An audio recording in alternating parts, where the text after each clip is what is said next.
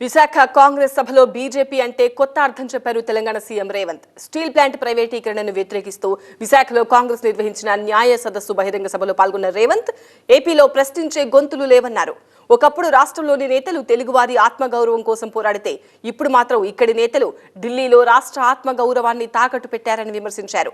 ఏపీలో ప్రధాని మోదీని ప్రశ్నించేవారే లేరన్నారు. వైఎస్ఆర్ ఆశయాలను నెరవేర్చేవారే ఆయన నిజమైన వారసులు అన్నారు రేవంత్ రెడ్డి. షర్మిల వైఎస్ఆర్ ఆశయాల సాధన కోసం పనిచేస్తున్నారని అన్నారు. ఎప్పటికైనా షర్మిల సీఎం అవుతారన్నారు.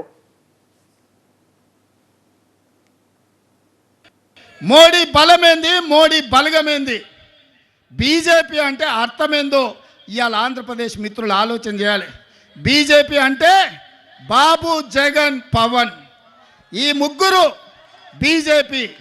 బాబు, జగన్, పవన్. మోడీ బలం, మోడీ బలగం. ఇంక ఆంధ్రప్రదేశ్ ప్రజల కోసం మోడీ ఎందుకేం చేస్తాడు? ఎవరు గెలిచినా ఆయన దొడ్లోకి పోయేటోళ్ళే. ఈ ఆంధ్రప్రదేశ్లో 25 ఎంపీలు మోడీ ఖాతాలో ఉండేటివే. మీరు ఈడ అనుకోవచ్చు మేము ఈ పక్కన ఉన్నాం లేకపోతే ఆ పక్కన ఉన్నామని. అయ్యా, జగన్ రెడ్డి పక్కలున్నా, పెద్దలు చంద్రబాబు నాయుడు గారి పక్కలున్నా, వీళ్ళిద్దరు కలిసి ఢిల్లీలో వెళ్తే మోడీ పక్కనే ముత్యాల ముగ్గులో రావు గోపాలరావు పక్కన ఇద్దరు ఉంటారు, తందానా తానా అనేటోళ్ళు. వీళ్ళిద్దరు అదే కదా ఢిల్లీకి వెళ్తే. ఢిల్లీలో వీళ్ళు ఎవరైనా మోడీని అడుగుతారా? వారికి తెలియదు అనుకుంటున్నారా ఈ ప్రాంతంలో ఎన్నికల్లో నెగ్గడం అంత ఆశామాసి కాదని? అచ్చోసిన ఆంబోతులాక వాళ్ళిద్దరు తలపడుతుంటే అది తెలియదని షర్మిలమ్మ రాలే.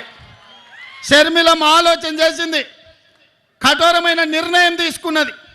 ఆంధ్రప్రదేశ్ ప్రజల పక్షాన నిలబడాలి, పోలవరం పూర్తి చేయాలి, అమరావతిలోనూ మీ క్యాపిటల్ సిటీని కట్టాలి, అదేవిధంగా విశాఖ ఉక్కును ఎవడో వచ్చి అప్పనంగా అమ్ముకుంటుంటే చూస్తూ ఊరుకుంటామా అని చెప్పి ఇవాళ ఇక్కడికి వచ్చింది. ఈ ప్రాంతంలో ఈ ఆంధ్రప్రదేశ్ యొక్క ఆత్మగౌరవాన్ని ఢిల్లీలో తాకట్టు పెట్టిండ్రు.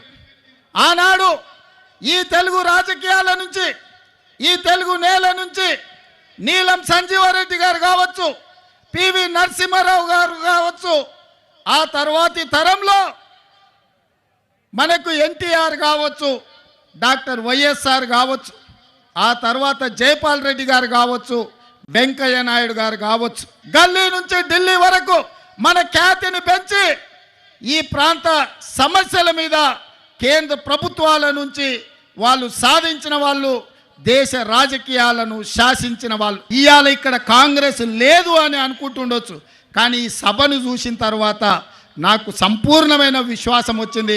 మా షర్మిలమ్మ ఆంధ్రప్రదేశ్కు ముఖ్యమంత్రి అయి తీరుతుంది. మీకు సంక్షేమ రాజ్యాన్ని, అభివృద్ధి రాష్ట్రాన్ని అందిస్తుంది. నేను తోడుగా ఉంటా, మీ పక్కనే ఉన్న ముఖ్యమంత్రిని, పార్టీ అధ్యక్షుని షర్మిలమ్మకు అండగా నిలబడతా. ఏం కావాలన్నా, ఏ రాత్రైనా, ఏ పగలైనా, ఏ సందర్భం వచ్చినా, ఏ కష్టం వచ్చినా నేను అండగా నిలబడతా.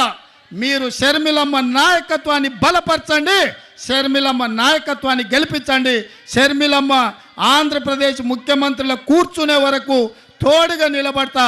నేను రెడీగా ఉన్నా తోడుగా ఉండడానికి. మీరు సిద్ధమా? సిద్ధమా?